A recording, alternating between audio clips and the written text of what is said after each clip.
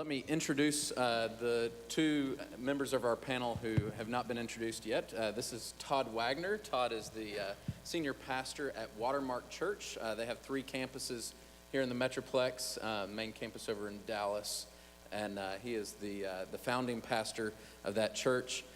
He is a graduate of Dallas Theological Seminary, so we're glad to have him on Southwestern's campus to make sure we've got his theology straight over here. And he and his wife Alex have 6 children, and then we also have Zeb Pent. Zeb is the spokesperson for Stand for Fort Worth, and that we mentioned earlier, and we're grateful for their sponsorship of this event as well. So let me go ahead and jump into some of our questions. We'll give Ryan a quick break here, and I'll direct some questions to our other participants. So Todd, I'd like to start with you. You pastor Watermark Community Church, and your church was recently featured in, I guess, not so good light among the media for exercising church discipline and removing a member who persisted in living in an openly homosexual lifestyle. So a year from that, which was just in the last month or so, he went on Facebook and to talk about it, and that went viral, and you were featured in a number of stories in the Dallas Morning News and then other news outlets. Do you think Watermark was targeted by the LGBT movement? If so, why? Or if not, why is this such a big deal here in Dallas? Yeah, I don't think we were targeted by the LGBT community at all. I think that what happens is when they saw it, when the media saw it, frankly, they knew it was something they could seize upon and spin a certain way to once again raise the issue that they care about, right? Which is this idea that there are these bigots that are out there, and we're going to make an example of them and teach the rest of you not to be like them. So I don't think it was the LGBT community at all. I think it was a progressive idea. And frankly, I don't even know if some of the folks that were writing about it and the different news stations that were covering it even understood what they were doing. But in many ways, they were what I think Lenin would call a useful idiot, that they're advancing an idea by trying to say, look at these people over there, and you don't want to be like them, and misrepresenting actually the case and the situation that happened. And so it wasn't a problem. It gave us really a tremendous opportunity to try and respond lovingly and to do what Pope Benedict said, which is to live lives that we do everything we can to make them look reasonable, understanding that some people aren't going to let us appear reasonable. And then, when we're reviled, not revile in return, when we suffer, not utter threats, and entrust ourselves to the one who judges rightly. So that was kind of how we responded to it. We can talk more about it, but yeah, I think it would have been a mistake to think it was the gay community that was doing this, but they did definitely seize upon it and saw an opportunity to exploit the media's interest in it. Okay. Has that, just a quick follow-up, has that, your evaluation of what has happened over the last year, and specifically in the last month or so, has that caused you to step back and think about your membership policies or your church discipline policies? Would you do something different today than you did a year ago, or has it confirmed for you that this was the right thing for you to do? Yeah, no, we had thought about them early on, which is something every pastor needs to do, and make sure that they're ready and that they communicate, honestly with their membership. This is what we're going to do. One of the problems is, and what was great is once this happened, the editor from the Dallas Morning News called me and said, Todd, this doesn't happen often, but I've had 3 different people from our paper walk in my office and say to me that if we're going to keep writing about you, that we need to let you speak, because they believe that you can communicate in a way that is loving and clear to help a world that doesn't understand what you're doing know why you do it. Now, they may not like it when they understand it, but would you explain why you do what you do? And it was a real gift that we got to do that. So she asked me to write the op-ed. I wrote it. The gospel was in it, and she printed it. And it gave us a chance to have a great public discourse with folks. And one of the things I wrote in there is the reason this seems so odd is because most people never see this happen within the local church, which gets back to what was in that One Generation Away video again and again. The church is so compromised and has so lost its way that when people do what God asks us to do, they go, gosh, I don't think you should do that. And there is this, I'll let Zeb talk a little bit, but one of the things I think I would talk about tonight, if I had a chance, was this thing called the spiral of silence, and what that is, how that affects people, and what pastors can do about it. But it turned out to be like always, right?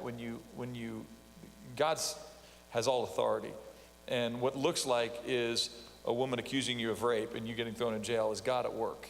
You don't always see it turn around as quickly maybe as we did in this one instance.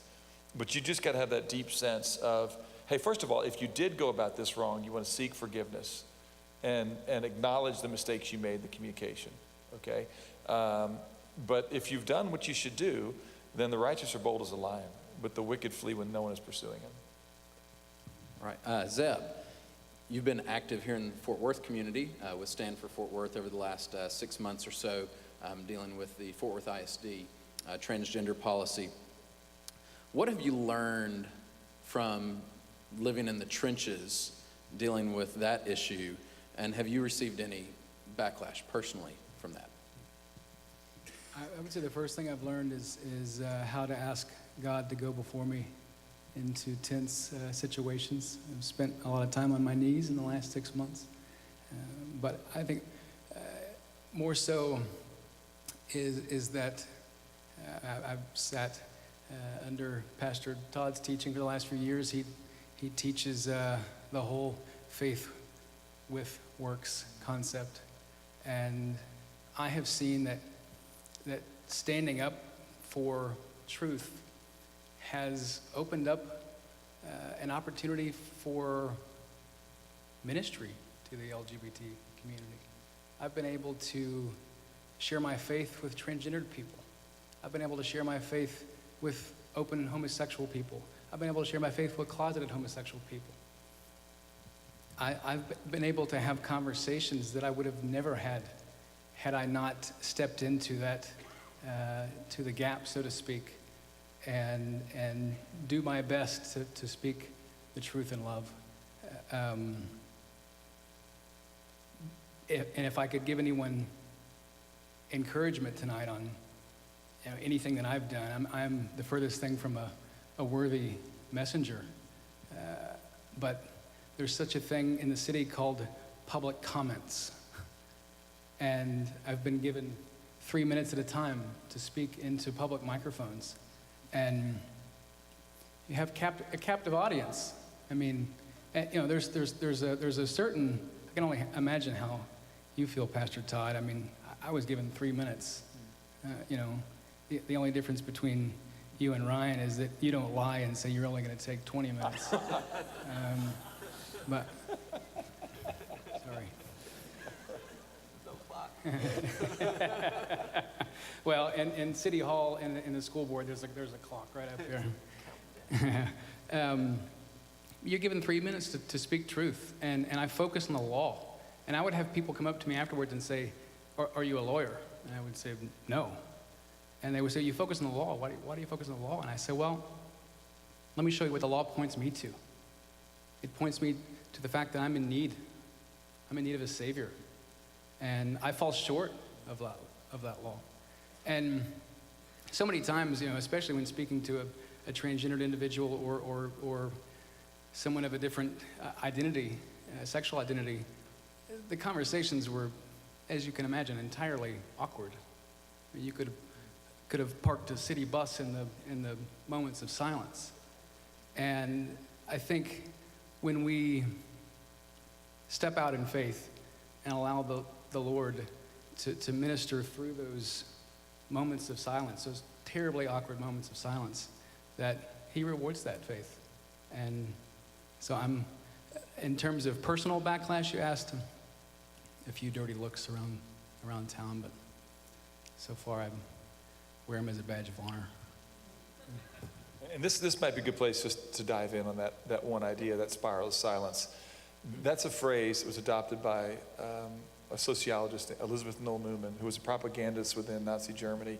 She observed what Hitler's regime did to get what was largely a at least moral society to within a matter of years go from accepting him as a candidate to endorsing the extermination of a people. And basically, it's when a majority of people allow a small minority to speak for them. And what begins to happen is when a few people speak up against that small minority, the powerful people, they marginalize them, they call them names by bigots and intolerant or fools or anti-nationalists, and do what they can to bring persecution to that voice. So other people begin to watch and go, I don't think I want that to happen to me. And therefore, those few courageous voices stop speaking, and then the next thing you know, the only voices that are out there are these ones that are starting to say, if you don't think this way, you're a fool. And so even though everybody knows that can't be the case, nobody else is speaking up, and so they don't want to appear stupid. And the next thing you know, everybody's accepting the idea, which is why we need biblically informed, courageous people who are going to be obedient. Calvin's the one who said this. Since he's quoting all these Catholics, I better throw in a reformer. But Calvin's the one who said that a dog barks when his master is attacked. And it would be absolutely cowardly of me when I see the truth attacked if I remain silent. And so what we have to do is equip the saints for the work of service. Okay, that's the job of the pastor, to help your body be a group of equipped people. Nothing humbles me and encourages me more than to watch Zeb do what he did in his community, to be salt and light, and to be a man that realizes it's his opportunity, his responsibility to be a Bonhoeffer or Wilberforce, and not wonder where Bonhoeffer or Wilberforce were. So. Can I add something? Yeah, go ahead. Is this still working? No? Yep, there it is. All right. So in addition to the spiral of silence, there's another phenomenon that's intricately related, is that as the most reasonable voices are intimidated into silence, the only voices left are the most radical and frequently heretical voices. So the Westboro Baptist Church isn't going to be intimidated into silence. And the media loves to play this up, right? So the media is going to give the Westboro Baptist Church more airtime than it will a theologically astute and articulate pastor who can explain these things. Now imagine if you're a secularist. You've never gone to church. You've never read the Bible. All you know about Christianity and gay marriage is the Westboro Baptist sign, God hates fags. How are you likely to respond to that baker, that florist, the adoption agency, the Christian school when you hear about their legal case? You're likely to think, well, they must believe what Westboro Baptists believe. These people are crazy, these people are evil, these people are dangerous, and they deserve to be stopped. So in addition to the spiral silence is that it will first silence the most reasonable voices so that the fringe is what's left, which is another reason why we should resist it. I mean, one of the things we need to do is, if you're not speaking to your neighbors about your beliefs on marriage, who are your neighbors hearing from the Christian perspective? It's going to be the voice that the media gives them, and the voice that the media gives them is going to almost always be intentionally one of these more fringe voices. All right, Ryan, to follow up with some application to what Pastor Todd was talking about. So let's take somebody like Pastor Todd, who's proclaiming the truth from the pulpit in his church. He's training people like Zeb to do what they're doing. So you've prognosticated a little bit about what you might think in the near-term future, right. Some religious liberty implications maybe from the standpoint of a Trump presidency. Let's go a little bit farther down the road. From as best as you can serve the role of a prophet here, what do you think churches like Watermark, schools like Southwestern Seminary, pastors like Todd here might face if they continue proclaiming these things that are culturally unacceptable? What potentially may they face down the road, 10 years, 20 years? Well, I mean, great question. My answer would have been much more pessimistic had Hillary Clinton won last night. But even that said, it's still somewhat discouraging, because a lot of these laws are being enacted at the state and the local level. The baker, the florist, the photographer, the adoption agencies, none of them were penalized by the federal government. All of them were penalized by their state governments. You're lucky you live in Texas, but lots of the other states, they're going to continue apace. California this past summer was on the verge of passing a bill that would have denied state financial aid to college students who attended a faith-based school that had a, quote, discriminatory policy on sexuality. And it would have made it more or less impossible to go to an Orthodox Christian college. And the only thing that got the senator who sponsored the bill to pull it back was when the Hispanic Catholic Archbishop and the African-American presiding bishop of the largest black church, network of church, Kojic, in the United States, who's in Los Angeles. They're both in LA. They co-authored an op-ed for the LA Times pointing out that something along the lines of half of the people receiving this scholarship were black and Hispanic, and of them, the majority were first-generation college students. And they said, are you really going to deny first-generation minority students financial aid because they want to go to a Christian college? And it is interesting that it's the Christian colleges that are providing education for that underclass. Yes. Right? And for that previously uneducated people that it was outside of access to them. And that's the kind of things that believers need to point out. Yep. Okay? And so, you know, and this is why, again, when people are, like Ryan, reasonable, you all do need to follow Ryan on Twitter or some device, because this is a reasonable voice. When you see Ryan on CNN or Fox, stop and go to school. All right? Record it. Go back and watch it. Learn this man's arguments. And one of the great things about when you're on CNN is they do short segments. And so, you know, he's forced to give very cogent, concise arguments, and he does it in a loving and a winsome way. And so this is a gift to the church, to have an individual that is learned and studied and able, and you should learn from him. Okay? I mean, one of the things when Bill Maher was on TV, before he went to HBO and got crass, one of the best things you could do is go back and get politically, what was it called? Politically incorrect. Right? Shows, watch him, and when he throws comments at people, hit pause and go, if I was sitting there, what would I say? And then if you don't know, all right, find out. Or maybe roll and go, well, I don't believe I'd have said that with some of the kids. All right? And every now and then you'll get a Ryan Anderson on there, and you'll go, thank you. But here's the thing, is people watch that. And your neighbors won't come at it with the same humor and creativity that Bill Maher were, but they're asking the same questions. And God has you in your neighborhood.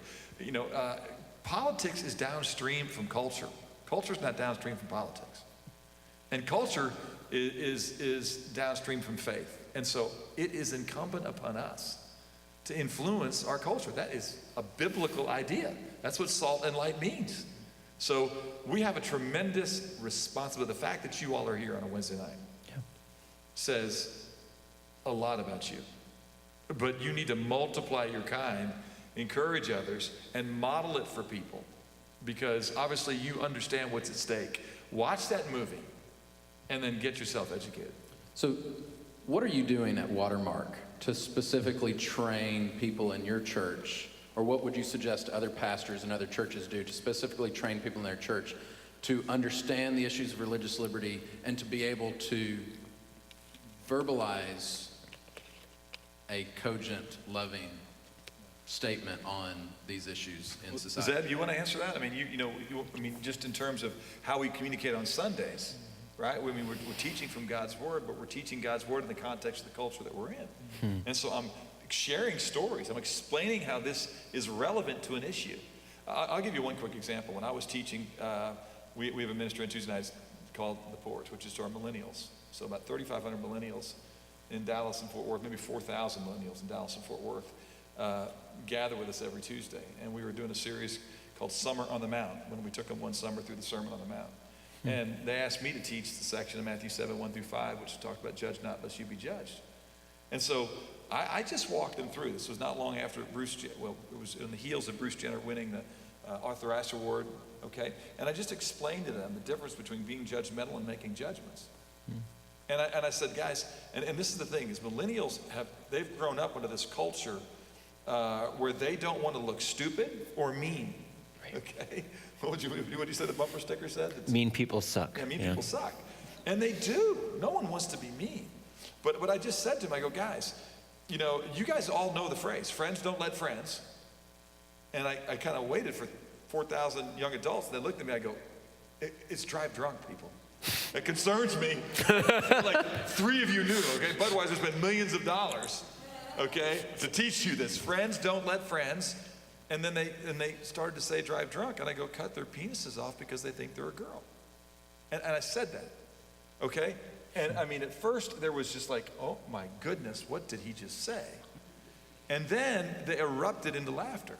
But it wasn't laughter like that was really funny. Pastor just mentioned, you know, male genitalia. They laughed because it was okay. And somebody had the courage to tell them what they all knew was true, but they had become scared to say. Right. And I just showed them, look, if you guys, you all do know boys are boys. It's okay for you to have a conviction. I really think that's a boy. What's so interesting, I'll just throw this thing out, is to tell people, what has been the major assault on the church over the last 150 years? Since Darwinism, the assault on the church has been, you guys are not scientific. Right? Science has been the thing that they've come at us with. What's so interesting about what's happening right now, okay, is if there's clear science on anything, it is gender and biology, okay? And what they're saying is, hey, don't bring your science and biology and DNA to us. We're talking about our feelings, okay? And so now it's completely flipped. And so for the first time, you have a bunch of people go, I don't think I can speak up against feelings. Go, wait a minute. First of all, science was never an enemy of faith.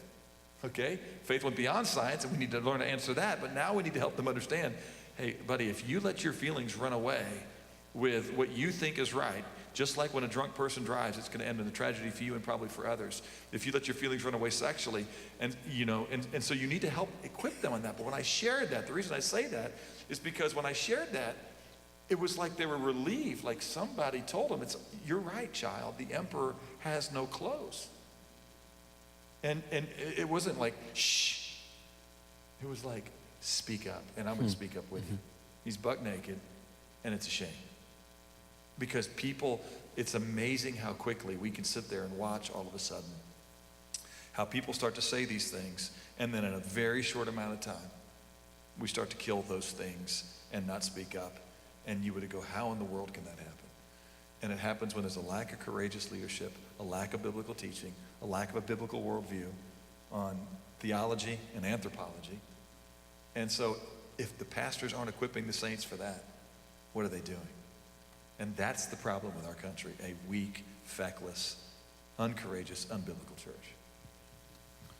I just want to say, well, you asked me if I wanted to answer, then you answered for me. Well, you waited. I didn't know. I didn't want to put you on the spot. Well, you did. It made me nervous. But then you gave such a perfect answer, I would like to take credit for it. Can I supplement it? I think you also need to learn the secular arguments on these issues. Because frequently, if you're talking to someone who doesn't share any of your theological convictions, you want to say, look, this is what I believe as a Christian, but you also want to say, but what I believe as a Christian is reasonable. And so you make the scientific argument. The 2 books, I'm surprised you're teaching them in your Christian ethics courses, they're written by philosophers. The What is Marriage book doesn't quote the Bible once. We make a secular philosophical argument that the nature of marriage is inherently conjugal. It's inherently man and woman. The same thing's true in the Truth Overruled book. What is the nature of religious liberty as a natural human right, a natural right? Why did the court get this case wrong as a matter of constitutional law? What does the social science show about the importance of having both a mom and a dad? One of the things we can do, we can learn from the pro-life movement. They made faith-based arguments about the right to life for the unborn, but they also made philosophical and scientific arguments. And I think we can show that faith and reason go together. There's no conflict. The media wants to say it's a conflict, and you're backwards, you're ignorant, you're these terrible Bible-thumping people. We want to say, no, look, we embrace all of human reason. God created us with a brain for a reason, and we see that what he revealed to us in his word and what he's revealed to us through our intellects point in the same direction. The Bible builds and goes beyond it. Faith goes beyond reason, but there's no tension. Well, I want to thank you for those books. You may find it surprising, but No, I'm my glad. goal in some of these classes is to show them, here are all the different ways you can make these arguments, and so books like this are well worth the money spent on them. We just have a few minutes left, so I want to get another question for Zeb, and then finally finish out with a question for everybody. Well, since someone already answered for me, let me ask my own question. Well, I'm actually going to ask you a question that is for you.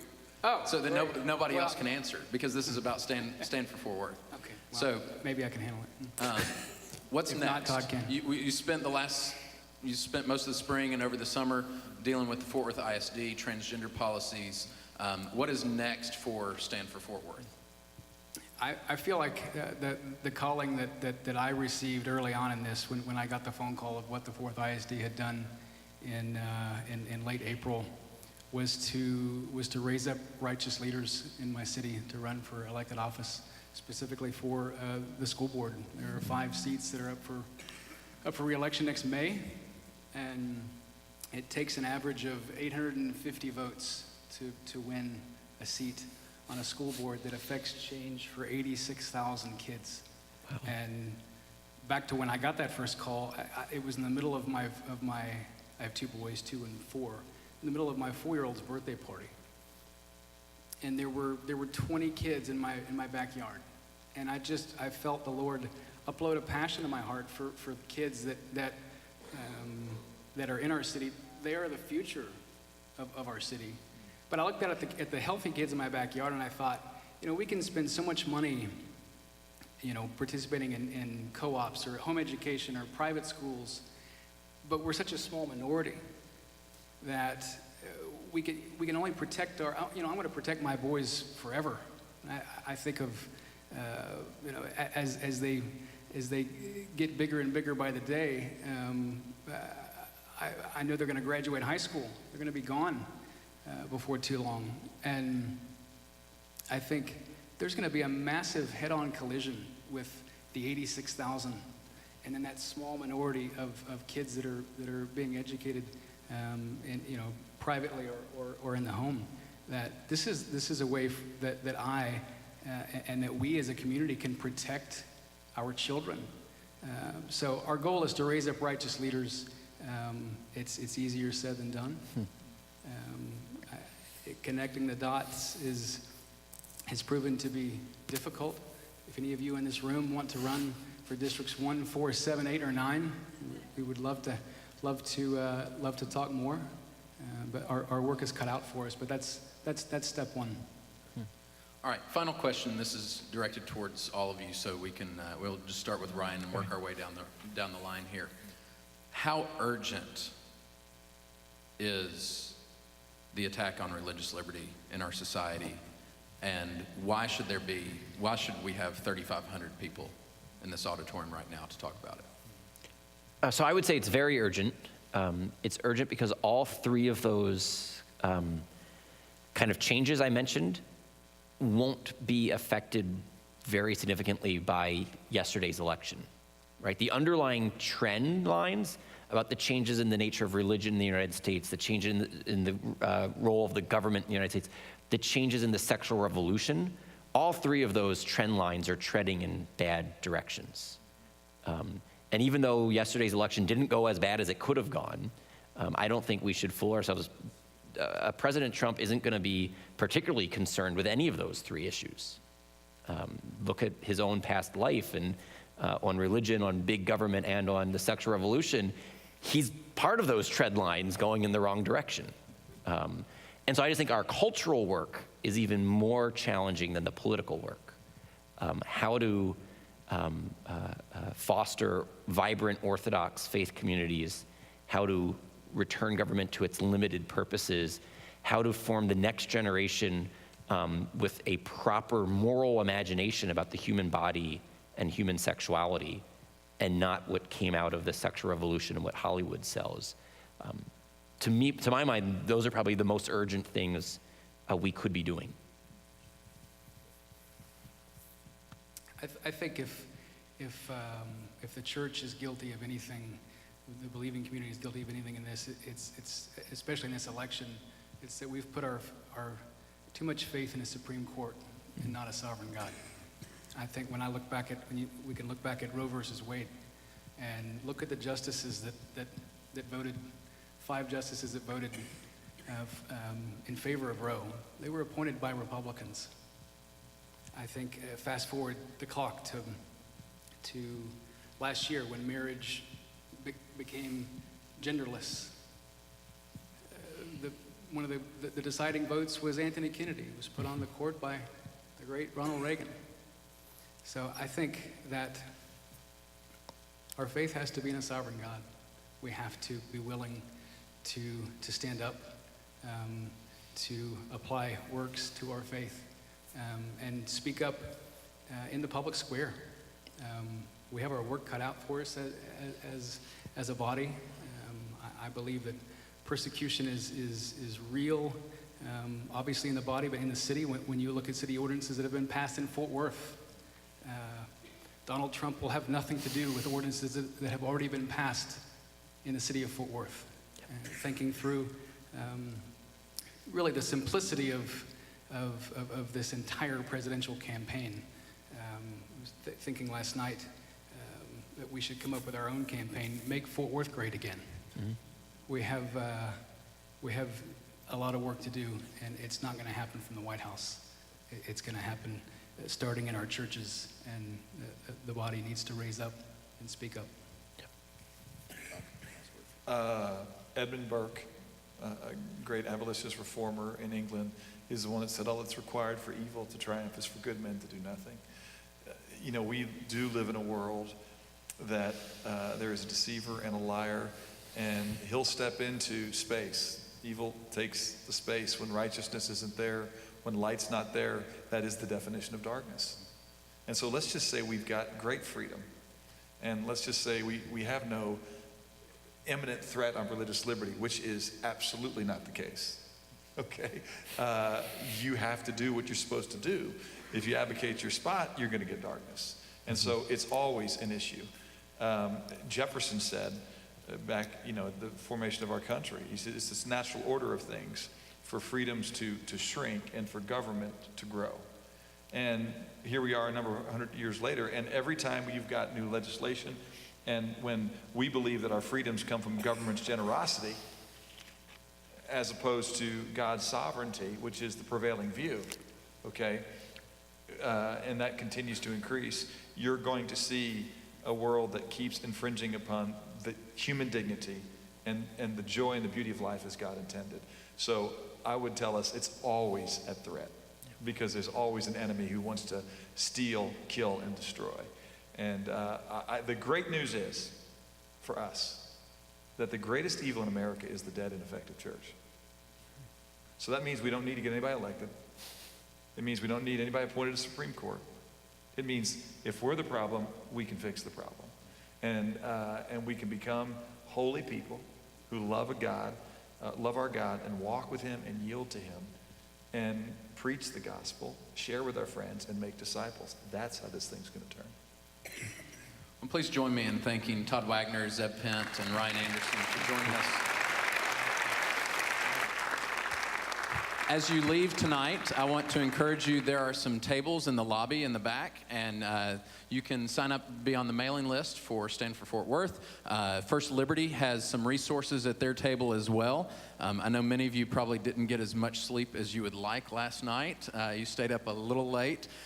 So this concludes our program. It's been a pleasure to have you on our campus at Southwestern Baptist Theological Seminary. As Dr. Patterson said at the beginning, you're always welcome on our campus, particularly for chapel every Tuesday, Wednesday, and Thursday at 10 o'clock. So thank you for coming.